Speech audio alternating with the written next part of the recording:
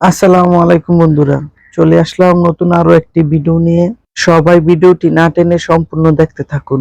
এটা হচ্ছে আমাদের বাজার হোসেন্দি কবরস্থান, এর স্থাপিত কাল 1969। কবরস্থানের পাশেই আছে আমাদের খেলাধুলা করার জন্য মাঠ। মাঠটি হলো হোসেন্দি বহুমুখী উচ্চ বিদ্যালয় স্কুলের।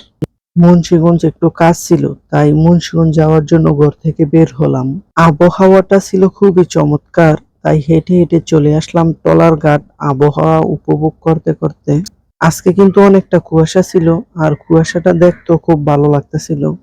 অনেকটা কুয়াশা থাকায় সবকিছু কিন্তু একটু গোলা গোলা দেখা যাচ্ছিল। দেখতে দেখতে কিন্তু 7:30 বেজে গেছে, আমাদের ট্রলার ছাড়ার সময় হয়ে গেছে। মুন্সিগঞ্জের ট্রলার কিন্তু সময় মতো ছেড়ে দেয়, তাই কেউ 2 মিনিট লেট করলে কিন্তু আর ট্রলার পাবেন না। কেউ যদি ট্রলার মিস করেন তাহলে কিন্তু তাকে পরবর্তী ট্রলার দিয়ে আসতে হবে। আমাদের ট্রলার কিন্তু ছেড়ে দিয়েছে, আর ট্রলার ঘাটের সাথেই রয়েছে আমাদের হোসেন্দি বহুমুখী উচ্চ বিদ্যালয়। খুবই মনোমুগ্ধকর পরিবেশে আমাদের বিদ্যালয়টি, পড়ার মান কিন্তু খুবই ভালো। কে কে এই বিদ্যালয়ে পড়াশোনা করেছেন কমেন্ট করে যাবেন। বিদ্যালয় থেকে 2-3 মিনিট সামনে গেলেই দেখতে পারবেন খুবই সুন্দর একটি ব্রিজ আছে। এটা হচ্ছে আমাদের হোসেন্দি ব্রিজ, আপনাদের সবার দাওয়াত রইল, এসে ঘুরে যাবেন। এটা হচ্ছে সিটি কোম্পানি, আর এর পাশেই রয়েছে আবুল খায়ের কোম্পানি। এটা কিন্তু হোসেন্দি ঘাট না, তাও কিন্তু কাকা মানবতার খাতিরে স্টুডেন্টটাকে নিয়ে নিল। স্টুডেন্টটাকে নিয়ে কিন্তু আবারও ট্রলার চলতে শুরু করলো। এটা হচ্ছে হোসেন্দি গ্রাম। ট্রলার চলতে চলতে কিন্তু আবারও হোসেন্দি ঘাটে পৌঁছে গেল।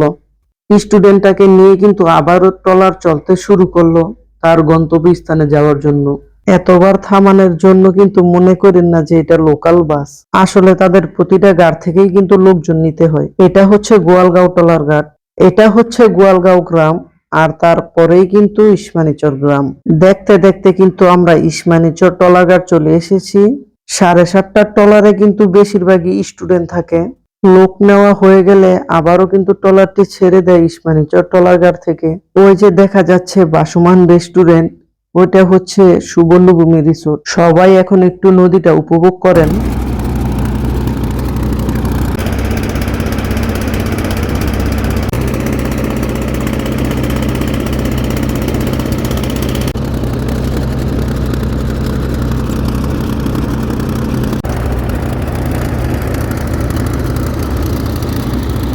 নদীটা উপভোগ করতে করতে কিন্তু আমরা চলে এসেছি কিশোরগঞ্জ ঘাটে। কাকা ভাড়া তুলবে, তাই কিন্তু আমাকে 2-3 মিনিটের জন্য ট্রলার চালানোর দায়িত্বটা দিয়ে গেল। কাকা ভাড়া তোলা শেষ করেই কিন্তু আবার চলে এসেছে দায়িত্বটা নেওয়ার জন্য। কাকা কিন্তু খুবই দক্ষ ট্রলার চালক, খুবই সুন্দরভাবে ট্রলার চালিয়ে কিন্তু আমাদের নিয়ে যাচ্ছে আমাদের গন্তব্যের দিকে। দেখতে দেখতে কিন্তু আমরা চলে আসলাম আমাদের গন্তব্যস্থান মুন্সিগঞ্জ সদরে। এটা হচ্ছে মুন্সিগঞ্জ লঞ্চ ঘাট। এইখান থেকে কিন্তু আপনি বিভিন্ন জায়গায় যেতে পারবেন লঞ্চে করে। ভিডিওটি কেমন লাগলো আপনাদের কাছে কমেন্ট করে জানাবেন, ভালো লাগলে সবাই শেয়ার করে দিবেন। আজকের মতন এখানেই বিদায়, আবার দেখা হবে নতুন কোনো ভিডিও নিয়ে। ধন্যবাদ সকলকে।